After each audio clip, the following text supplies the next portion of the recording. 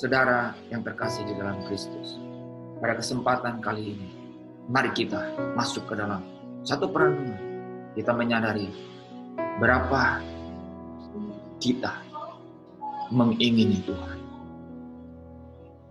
Berapa dalam, berapa lebar kita menggantungkan eksistensi hidup kita kepada Tuhan. Tahukah Bapak Ibu, bahwa hanya di dalam situasi krisis yang bersungguh-sungguh dapat menemukan Kristus. Ketika engkau menyadari bahwa hidupmu, eksistensi hidupmu berada di dalam krisis, yaitu waktu yang sementara ini engkau pertaruhkan untuk satu waktu yang abadi di dalam kerajaan Allah, maka krisis itu akan mendesak hidupmu untuk memilih Kristus. Dan ketika engkau memilih Kristus, engkau tidak dapat menahan diri, karena batinmu, hatimu itu akan sungguh-sungguh mengingini dia dengan sangat. Dia rindu untuk dipuaskan.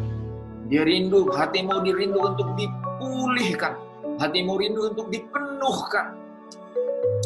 Dan di kitab Wahyu mengatakan pengurapan oleh Roh Kudus itulah yang akan memberikan engkau pengetahuan, mengetahui Kristus yang sejati di zaman akhir ini. Karena antikristus telah datang dan akan terus bekerja. Sedang dunia ini menuju kebinasaan. Engkau membutuhkan satu jawaban. Mata bertuju kepada Kristus. Ketika matamu tertuju kepada Kristus, Mazmur 91 ayat 14 katakan, hatinya yang melekat kepadaku, yaitu ia yang mengenal nama. Engkau akan mengingini Tuhan dengan sangat. Engkau tidak perlu ingat pembelaan. Karena dikatakan Allah turut bekerja di dalam segala perkara untuk orang yang mengasihi Dia. Kata yang dipakai mengasihi Dia, saudara, dalam Roma 8 ayat 28. Dan kata yang dipakai itu Tuhan di Mazmur 91 ayat 14 itu, yang hatinya melekat kepadaku, dalam firman Tuhan Allah, dalam firman Allah yang hidup. Terjemahan itu dikatakan yang mengasihi Allah. Berapa banyak engkau mengingini Tuhan? Berapa banyak, berapa dalam engkau menggantungkan hidupmu kepada Tuhan? Dan mungkin Bapak Ibu bertanya, dengan cara apa? Oh, pertanyaan yang sangat penting. Ingat Yohanes 4 ayat 22-23. Uang. Pada saat engkau mengingini sesuatu, pada saat engkau mengingini seseorang, apa yang paling engkau ingin lakukan? Engkau ingin bertemu dia, engkau ingin menghadap dia, engkau ingin datang dan kemudian whatever, apapun untuk bercengkrama dengan dia.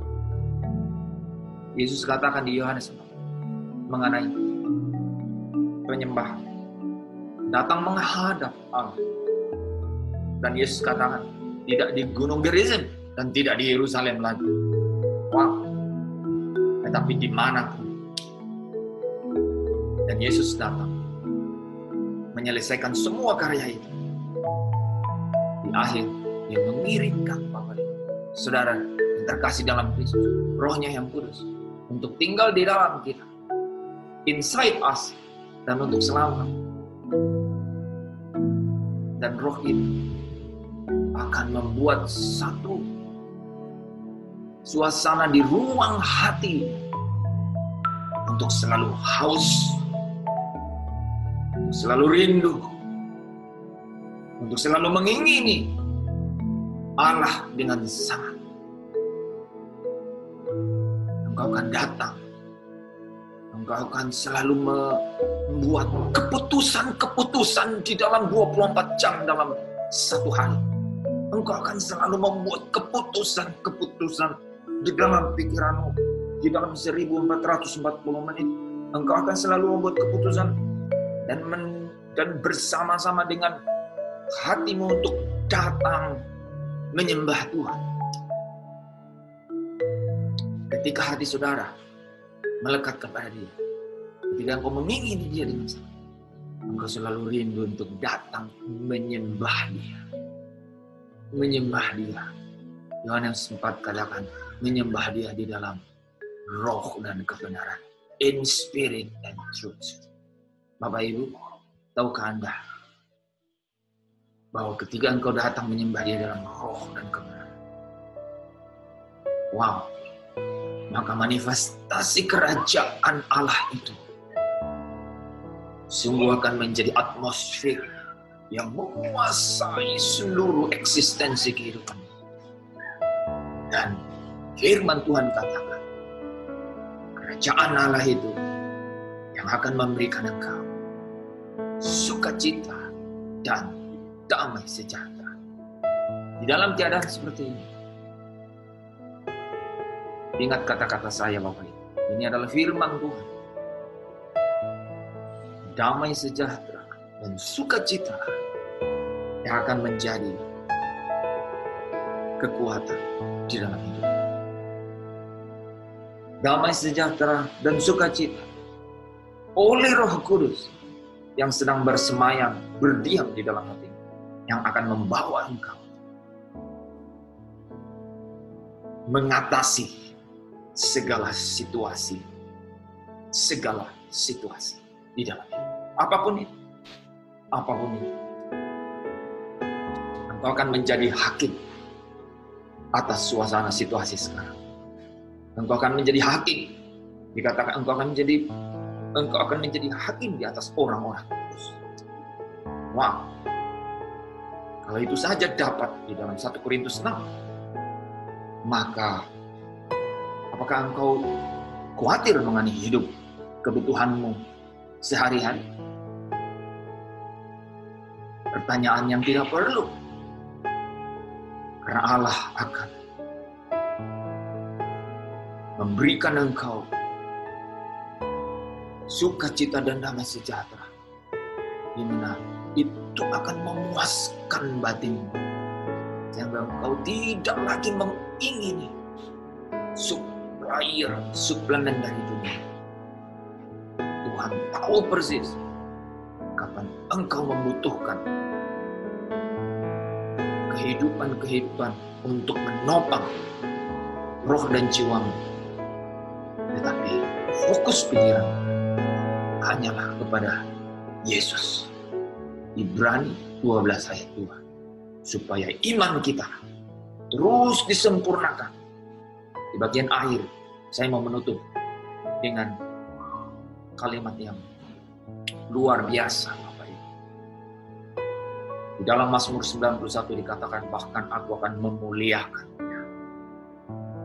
Dan dalam Ibrani 12 ayat itu karya puncak dalam hidup Yesus, yaitu bagaimana supaya iman kita disempurnakan, supaya kehidupan kita terus diubahkan dari satu kemuliaan kepada kemuliaan yang lebih besar. 2 Korintus 3 ayat 18 mengatakan itu, diubahkan suasana hati, pikiran eksistensi hidup dari satu kemuliaan kepada kemuliaan. Terpujilah Tuhan, bila kebenaran ini menguatkan engkau, memberkati engkau, hati yang melekat kepadanya. Dikatakan, ketika engkau berseru, maka Dia akan menjawab. Dia akan menyertai engkau. Dia akan meluputkan engkau. Dia akan memuliakan engkau. Bahkan kepadamu akan dikenyangkan panjang umur dan keselamatan yang daripada Tuhan akan menjadi kepuasan dalam hidup. Haleluya. Terpujilah nama Tuhan. Biarlah pesan Yesus ini dapat sampai kepada engkau, dan engkau dari hari ini memberi satu ruang yang baru di dalam hatimu, bahwa Allah menghendaki penyembah-penyembah. Allah menghendaki orang-orang yang rindu untuk dipuaskan. Sehingga engkau dan aku selalu memiliki kehausan dan kerinduan untuk pulang ke rumah Bapa. Haleluya, haleluya. Bapak Ibu diberkati dengan firman ini, supaya firman ini menjadi bagian di dalam hidup, menjadi mujizat, menjadi karya, menjadi bukti bahwa Allah itu besar. Terpujilah Kristus. Tetap maju, tetap berjuang di dalam kesetiaan kepada Kristus. Kerjakanlah keselamatan dengan takut dan ketakutan. Dan datanglah kepada Allah menjadi penyembah. Engkau akan selalu melekat di dalam hatinya. Penyertaannya, janjinya menjadi warisan di dalam hidup. Haleluya, haleluya. Amin.